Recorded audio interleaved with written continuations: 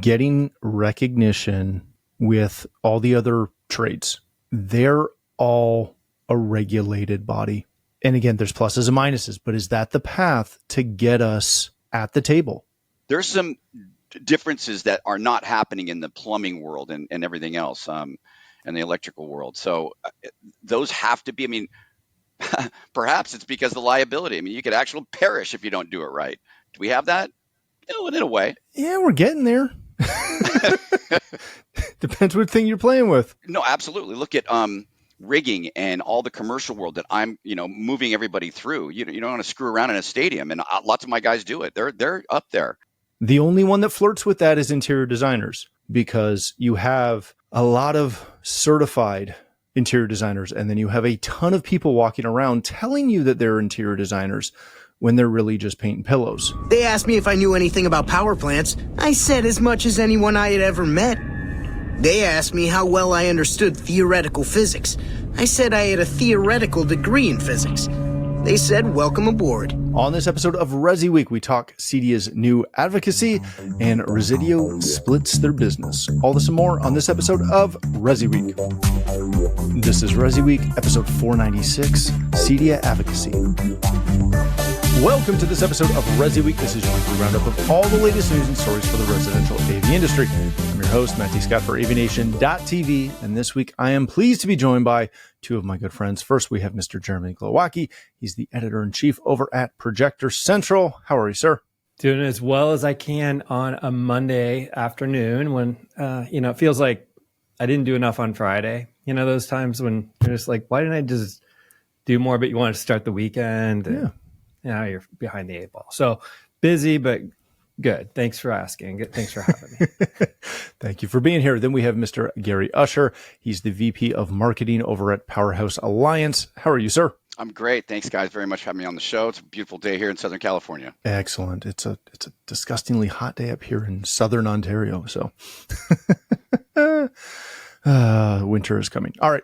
Let's kick this off with a story that comes to us from CE Pro.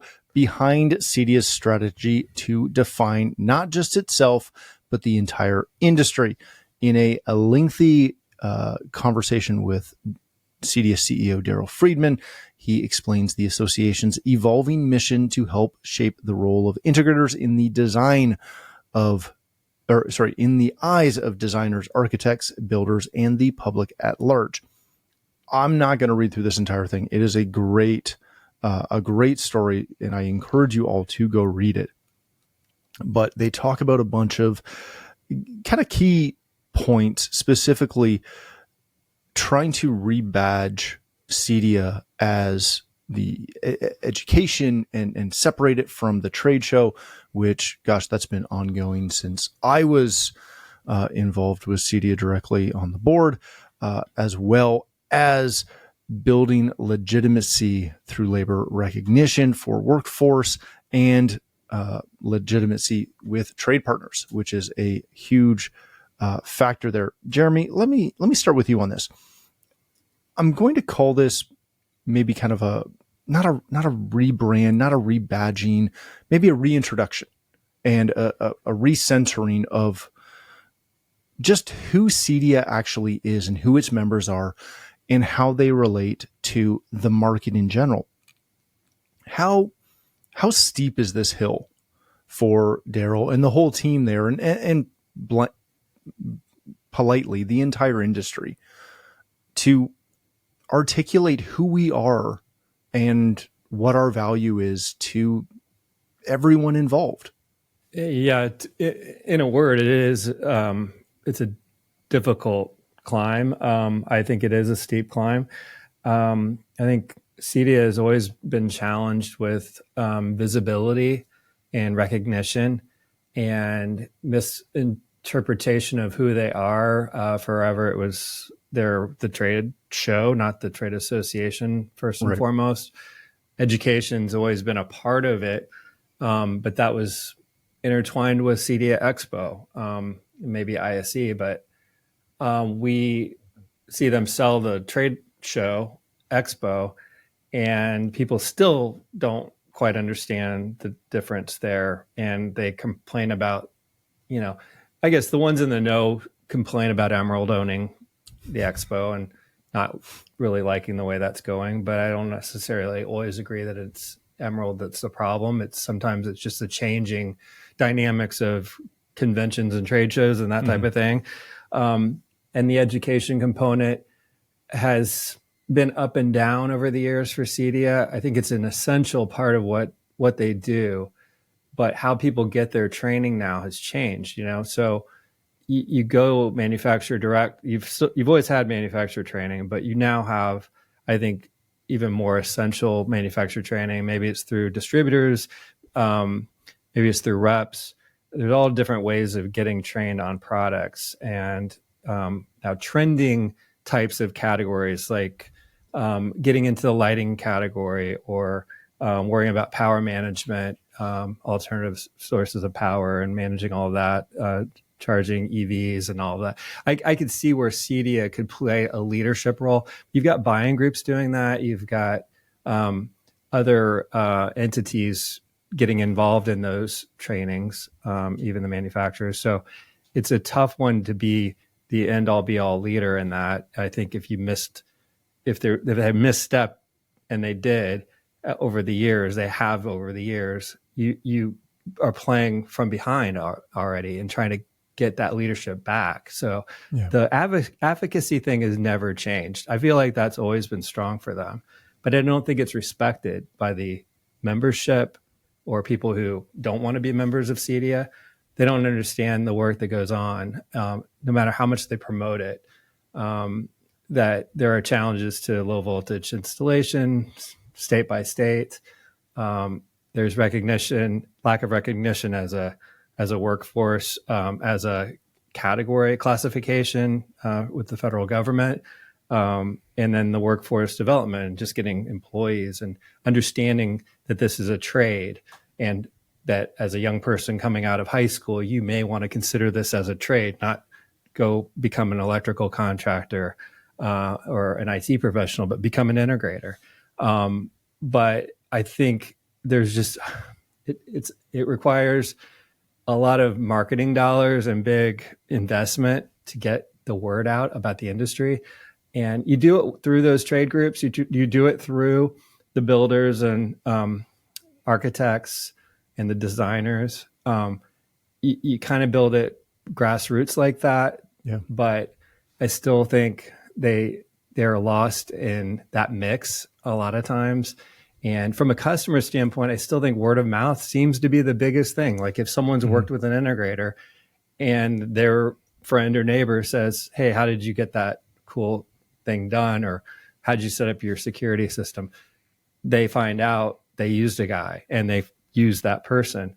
And that's just that sort of word of mouth thing has been the biggest business development part of our industry for so long. And I feel like we haven't gotten past that, and it needs to have a bigger presence. And I don't know how that happens other than big marketing dollars by the industry to get the word out or just continue the advocacy that they're doing and building up those grassroots connections like they are. It's a tough one. Yeah, it definitely is a tough hill to climb. Gary, this is the one that has kind of plagued me in my entire career in this industry, is trying to gain recognition as an equal with trade partners. Again, whether that's the plumbers, the electricians, the home builders, the architects, the designers, literally anyone in the building industry, for whatever reason, does not see our channel as an equal partner. Obviously, there's exceptions to that, but per the norm, as Jeremy kind of alluded to, they know a guy that does something and can hang a TV, right? Is that pie in the sky? Is that even obtainable to become a partner or equal standing?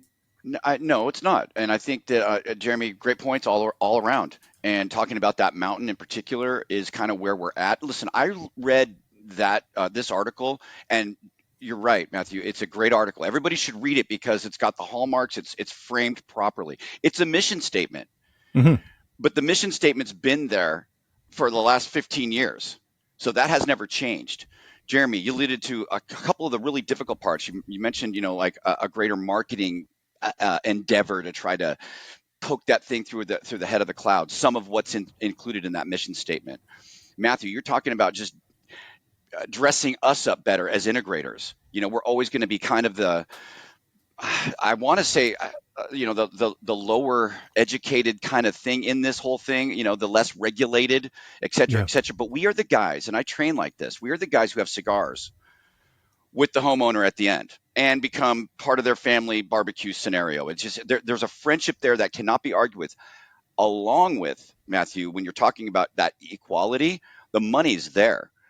What we have been able to do now in California, for instance, there was a big shift in certification and or hourly accruement that led to a lot of our guys getting into the security and surveillance industry, and it paid off.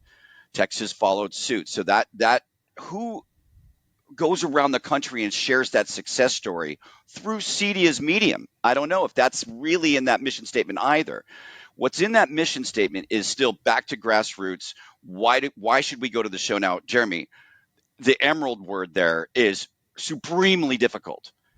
I believe 100% in educating, going to Denver or San Diego or Indy, and bringing your crew, seeing what's out there. That whole process is it's not even an American look at what happened overseas with the in what was it, Madrid? It was great. Everybody's clamoring on board to go and see and focus at the same time. We all want a governing body that works in their favor. Do they step up and say we are the governing party of many different facets and in ever-changing technologies as well? Because what you mentioned with shades and technologies overall, they have to try to attract through a generalized topic, but then they have to determine that you go through this class, you can now put this logo on your truck and you're worth more. That's always hard. Now, what do I do for a living? I train. I'm in marketing for the Powerhouse Alliance, 9 fantastic independent distributors across the country. We find holes.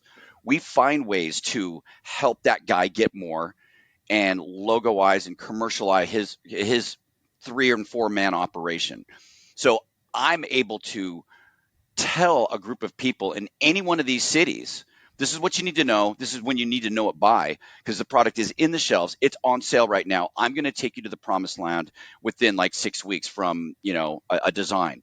And we're going to just continue to, slash and burn, so to speak, in a successful way through your jobs, through your year. And that's what kind of makes my world a lot of fun. It's that independent thing. I don't have to recreate a governing body. So I believe in CEDIA. I had done trainings over the years where I partnered with them and put, rooms together with the logo up there and really kind of brought people through and said, hey, finalizing this class is going to, what I said, enable you for more money and respect what this thing is. It's a little all over the place. When you go to an Infocom, which we did just a few months ago, that's a tight show, guys.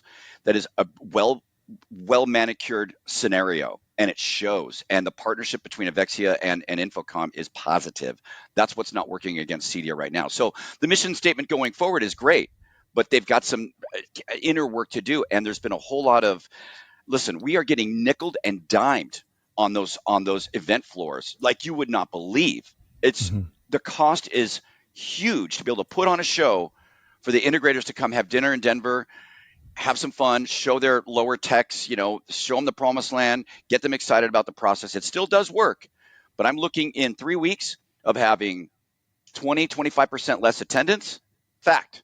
Okay, regardless of the mission statement, that'll kind of get us there. But in 3 weeks, anybody listening to this program, I want you to go. I want you to come to our booth. I want you to see Jeremy's layout. There's projector trainings, and there's things that you're going to have within your own booth. It's still a positive scenario. It's more expensive. It's harder to do. And being in the same city for 6 years, 7 years, that doesn't work to anybody's advantage. You got to move that thing around. So they're up against a big hill. I'm an advocate for it.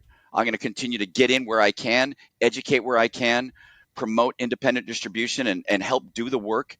It's our industry, guys. So I'm passionate about all of it working. Let me ask you guys this just before we move on. Because Gary, you brought up something that I have I bring up every now and again because it's fun. Getting recognition with all the other trades. They're all a regulated body. Is that the path? And again, there's pluses and minuses, but is that the path to get us at the table? I would say that could be a part of it, to be more legitimized. And I know that they've been trying to do that with the classification as a trade. Yeah, but it's not there, man. What are your other paths to get there is the question. It's a hard answer. You gotta be the electrical world. You have to be the plumbing world. You have to be the architectural world. The only one that flirts with that is interior designers, because you have a lot of certified interior designers, and then you have a ton of people walking around telling you that they're interior designers when they're really just painting pillows. I think if we want to be real, and I'll get a lot of hate for this, but if we want to be real, we have to be a government regulated trade if we want to sit at the big boy table. Well, CEDIA tried to be, pretty strict about certification years ago, right? And it was the big debate of, walling it off or being inclusive, and, people just doing it. The trunk slammer word was being thrown around a lot back then. But when, you're charging for it and there's pushback, and there's all those arguments. And I think they lost some momentum on that. I think they were on the right track at one point, trying to do that, trying to make it have some validation within, but that was within the industry. That wasn't having to do with anyone outside. It was basically it was self-governing for it. Self-governing. Yeah. So the next step of making it bigger than that, I don't know what that it would entail.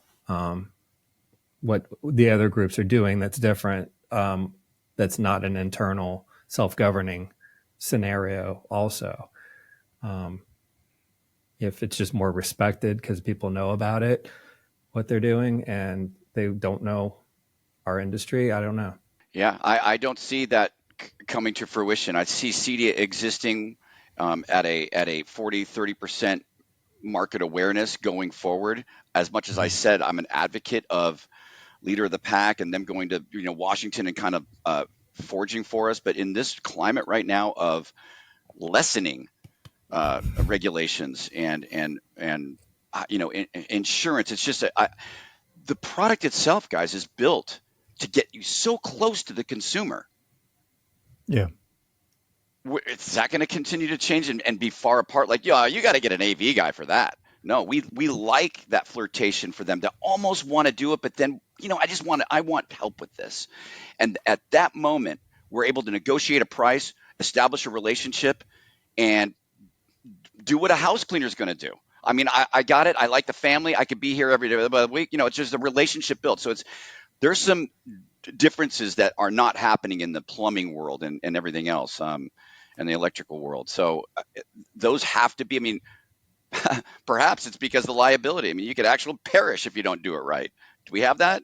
In a way. Yeah, we're getting there. Depends what thing you're playing with. No, absolutely. Look at rigging and all the commercial world that I'm, moving everybody through. You don't want to screw around in a stadium, and lots of my guys do it. They're up there. Mm-hmm. So and doing some amazing work. So, are we going to back, the independent world, as I've seen in some music, that people love that. People love your take. This is the industry that actually can reshape itself. Some of those other things aren't going to be able to. It's going to be old school forever, and maybe do so. No, that's a great point. All right, let's change topics for a second. This comes to us from Residential Tech Today. Resideo plans to split off ADI and create two independent companies. A little over a year ago, after the Snap One acquisition, Resideo announced plans to roll in its ADI business into its complete Resideo business, and they are now going to split that and have a Resideo product and solutions business that will operate as Resideo, and ADI will go back to being an independent public company with its distribution side. Gary, I want to start with you on this. I know you've been in that space a little bit. You can allude to how much of that you want to. What does this mean? I think a lot of us were kind of shocked when this initially happened, and they partnered and then rolled up as one. I have a feeling there's a lot of people that are going to be very surprised that they're now splitting back into independent companies. What does this do to the market and to kind of really the shape of the industry? To me, it's almost like, when you go through bankruptcy and you're ready to renegotiate, and there's a reset that's part of this. I'm not at all surprised, nor is anybody in my world. Not to say that you didn't read it from that perspective. I did. I worked for Snap. There was some great ideas going on when Snap was buying up the independents across the country, building 50 locations in the right areas. There was a positive spin on that because there was money. It was funded. We weren't afraid of Wall Street in that context because we put the right leadership involved, guys who understood our world. I was able to train on the floor, coast to coast. It was a good ride. What was surprising was it just all of a sudden dried up so fast. Now, part of our world, when we see, it's not a cascade of results, and when those are posted, that we go, oh, I guess it wasn't successful.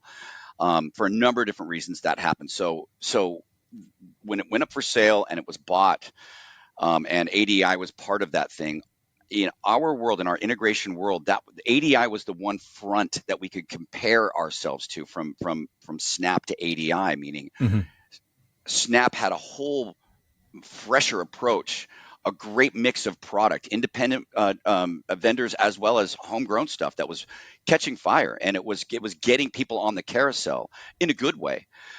So when I say compared to ADI never really looked great in our space. It was security orientated. They tried to bring in AV stuff just by on default, to fix some invoices at the end of the day. So they never really appropriated themselves. So now that ADI is going to take this front, they've got a whole lot of work to do. And I said, going back to the negotiating table with some major vendors, I mean, they're going to have to go, hey, we're going to have to take some steps from the acquisition and some of the stuff that works and apply it to ADI for us to be relevant going forward in the integration world. They have the advantage of listening to the community and saying, I know I want to take on these products. I have to train. I have to revamp these stores. I have to do merchandising that these guys are used to looking at. So they're going to have an opportunity, and that is what's going to be promised to Wall Street. So if the numbers look good and it's promised, otherwise, like we had said earlier before we went on air, that could just be a whole renegotiation for them to piece off things. So it's dangerous. It's not attractive in a lot of ways. We just want good distribution, especially from a national footprint, so to speak. Go to these other stores. I mean, look, think about, the real labor that goes into this is systems identifying as systems left and right on each side of the coast, the SKUs, the prices. It's just this whole huge mess. When it comes back down to the guy going in there, I want to buy a projector. I need 2 speakers.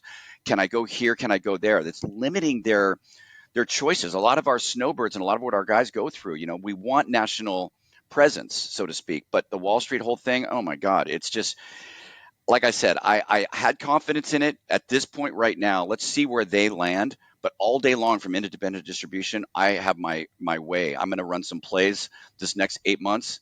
They're going to show the industry that I'm bringing back guys who are interested in independent vendors, not necessarily the watt boxes and the homegrown stuff that everybody kind of got back on the wheel, because you know what? There's no more money for reappropriation for upgrades on any of that stuff. So it's going to sit kind of dormant. And as that stuff starts to fall, people are going to be looking to relink on different items. So there's greater opportunity out there. That's how I see that anyway. But yeah, I'm intimately involved, and people are a little worried out there. So the sales force again is in a kind of chilly climate, and I don't like to see that as well. But they're trying. Yeah, that's a great point. Jeremy, is this going to foster innovation on the Resideo side? kind of getting back to the core of what Resideo was, a couple rebrands ago, but where they were so heavily product focused and sensor focused and literally had that core business before they got so caught up in distribution. Yeah, I don't know as much about their side of it, to be honest with you. So it would seem that would help them refocus. From the ADI Snap side, looking at it from a little bit further back, my point would be just the lack of personalization with these big entities in our industry, which we just got through talking about how grassroots our industry is, and you start having these larger and larger conglomerates kind of coming along, and it's one thing to see the size of the old Snap AV, Snap One, which was becoming bigger and bigger, but still, relatively speaking, relatable people in product management roles, and it is accessible. And then these big entities, the public companies, they seem to kind of lose touch with the guys on the ground, and those relationships kind of fall by the wayside.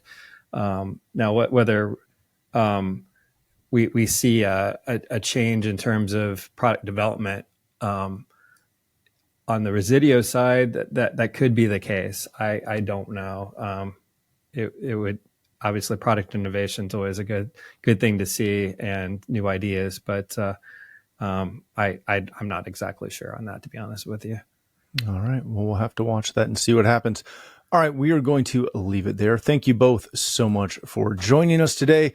Jeremy, if people want to connect with you, learn more about Projector Central, where can they do that? Yeah, projectorcentral.com.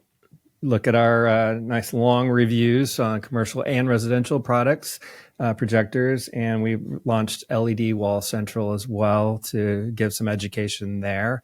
So check that out. And we have a podcast as well for Projector Central where I interview our reviewers, and we kind of do a little bit more personalized conversations about their experience with these cool projectors that are, anywhere from lifestyle, consumer level to all the way up to the big Christie commercial projectors that you see out there, and amazing installations. So it's a lot of fun. Thanks for having me on the show. Thank you for being here. Gary, if people want to connect with you, learn more about Powerhouse Alliance, where can they do that? Right at the powerhousealliance.com, obviously, but we were kind of in shadow. Our main headliners are our distributors, obviously. That's Mountain West, and that's UI Supply, and that's Pro Audio back east, and that's AV Express in Texas, and Pioneer and 21st Century. These are my champions. These are my all-stars out there, and delivering great products. We as Powerhouse Alliance always try to find the best vendors out there. We make a great packages and programs for the integrators to take advantage of. And you'll catch me bi-weekly on my podcast, which I call the Powercast, and I bring on the vendors. I do mini trainings every other week, so please hit me up there. I'm always doing it on LinkedIn.